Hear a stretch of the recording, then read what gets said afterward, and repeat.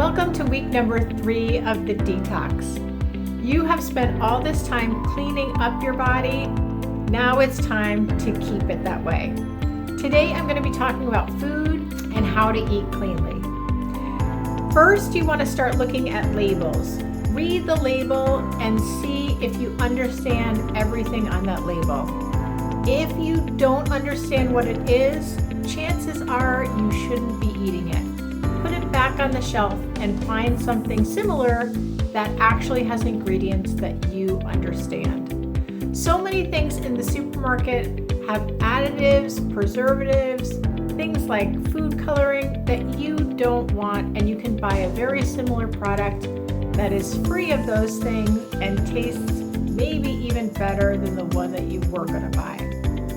The next thing is organic, non-GMO, natural. How does this work and what does the labeling mean? First label I'm going to talk about is natural. So natural means that it was once occurring in nature, but it may no longer be in its natural state.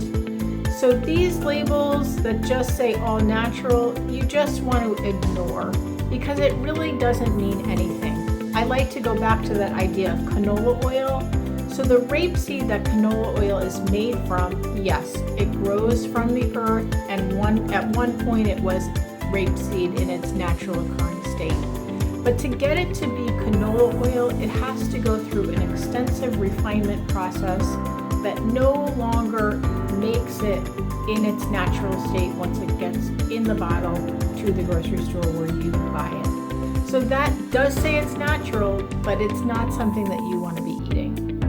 The next thing is non-GMO. So non-GMO simply means that they have not used GMO seeds to grow whatever it is that you're eating. Does it mean it's healthy? Not necessarily. It just means that the seeds that they grew the plants from were a non-GMO plant. That is good, but the best is organic. Organic means that they have used non-GMO seeds to grow the plants. They cannot use pesticides, or typically they're not adding in any additives to the food. The best source to buy your food from is from your local farmer. So if you live in an area that has a lot of farms, go to the farmer's market, find a local farmer that you like, find out if they're using organic practices. Most of your local farmers cannot afford to become certified organic, and that's okay. You just want to have that conversation with them and find out whether or not they're using GMO seeds and if they're spraying whatever they're growing. That's all you have to do.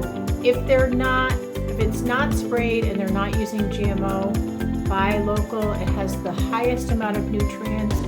It's harvested at the peak of ripeness, so it has the highest amount of nutrients, and it's the healthiest for you. And you're supporting your local economy, which is a win for both of you. So going forward, you want to look at labels. Make sure you understand what's on that label. If you don't, put it back and find something else. Buy organic whenever you can from the grocery store. This is a little bit more expensive, but well worth it in the end.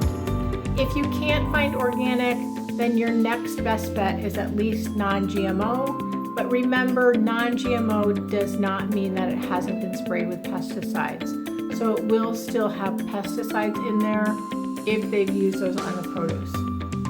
The last thing is if you can buy local and local with organic practices, that's the best thing to do. Eat clean, and I will see you tomorrow for day number 16.